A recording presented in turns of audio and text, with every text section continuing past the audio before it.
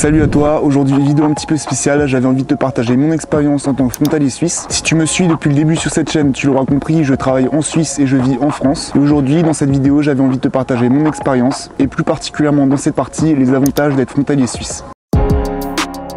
Je ferai évidemment une prochaine vidéo pour te parler des inconvénients, alors n'oublie pas de t'abonner. Premier point qui me semble méga intéressant, que vous vous doutez forcément, c'est le salaire. Alors c'est vrai, en Suisse on peut très bien gagner sa vie. Je t'ai fait une vidéo où je te parle de mon job en Suisse. Actuellement, moi je gagne 3550 € net par mois, ce qui me permet d'avoir un super confort de vie et de pouvoir avancer sur mes projets de manière rapide, contrairement à la France. Alors à quoi vous pouvez vous attendre si vous venez travailler en Suisse? Vous pouvez être sûr d'obtenir un salaire minimum d'au moins 3300-3400 € par mois si vous êtes en 100%. De là, vous paierez des impôts sur votre salaire, celui-ci sera prélevé ou non à la source en fonction du canton dans lequel vous allez habiter. Par exemple, à Genève, les impôts vous sont prélevés directement à la source sur votre salaire. En revanche, dans le canton de Vaud, vous devrez payer directement vos impôts à la fin de l'année. Point numéro 2 qui est super cool en Suisse, c'est tout ce qui est côté administratif. Les gars, tout est méga simple. Votre contrat de travail tient sur une demi-page, les démarches sont simples et simplifiées. Bref, il n'y a pas de prise de tête sur les papiers. Pour vous donner un exemple, lorsque j'ai débuté mon deuxième job livreur Uber Eats, j'avais besoin d'une attestation de travail de mon premier travail. À cette période, je travaillais en intérim. Pour vous donner un exemple, je me rappelle plus exactement de l'heure, mais on va dire 14h30. J'envoie un mail à 14h30 à l'agence d'intérim pour réclamer ce papier. Et c'est vraiment pas des blagues, mais 8 minutes plus tard, j'avais déjà le papier dans ma boîte mail. Les Suisses sont vraiment des personnes réactives. Et ça fait vraiment plaisir car il n'y a pas besoin de relancer des personnes, courir derrière des papiers pour obtenir ce que l'on veut. Point numéro 3, la propreté. Alors j'ai rien contre la France, mais la Suisse est vraiment un pays très propre. Quand vous baladez dans la rue, il n'y a rien qui traîne. Il n'y a pas des mégots par terre, il n'y a pas des déchets qui traînent, il n'y a pas des poubelles qui débordent.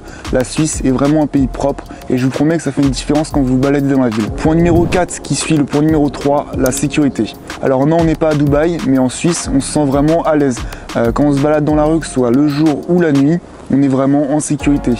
Alors il y a la police qui est présente en Suisse comme en France, mais il y a également beaucoup de groupes d'intervention en sécurité qui patrouillent en voiture et à pied dans toute la ville toute la journée, ce qui augmente forcément votre tranquillité d'esprit quand vous êtes là-bas. J'ai jamais vu des jeunes se faire racketter ou embêter, j'ai jamais vu des filles se faire siffler dans la rue. Vous pouvez vraiment demander à toutes les personnes qui ont fait un séjour en Suisse, c'est vraiment un pays safe et ça fait vraiment plaisir. Point numéro 5, les paysages. Comme vous pouvez le voir, actuellement on est à Lausanne, on a le magnifique lac qui est derrière et c'est vraiment beau. Donc la Suisse, c'est vraiment beaucoup de montagnes, beaucoup de randonnées à faire. Il y a quelques belles villes comme notamment Lausanne et Genève, Montreux également. Il y a vraiment des beaux paysages, il y a vraiment des belles choses à faire. Ça change vraiment beaucoup de Paris étant ex-parisien, où on est vraiment habitué au goudron, à la ville, aux bâtiments, aux immeubles. Là, la Suisse, c'est vraiment un pays nature, où voilà, on a des lacs, des forêts. C'est la nature. Ça pourrait donc forcément rentrer dans un côté inconvénient, ce côté trop tranquille et calme, mais avec le temps, forcément on s'y habitue et je pense avoir du calme comme ça.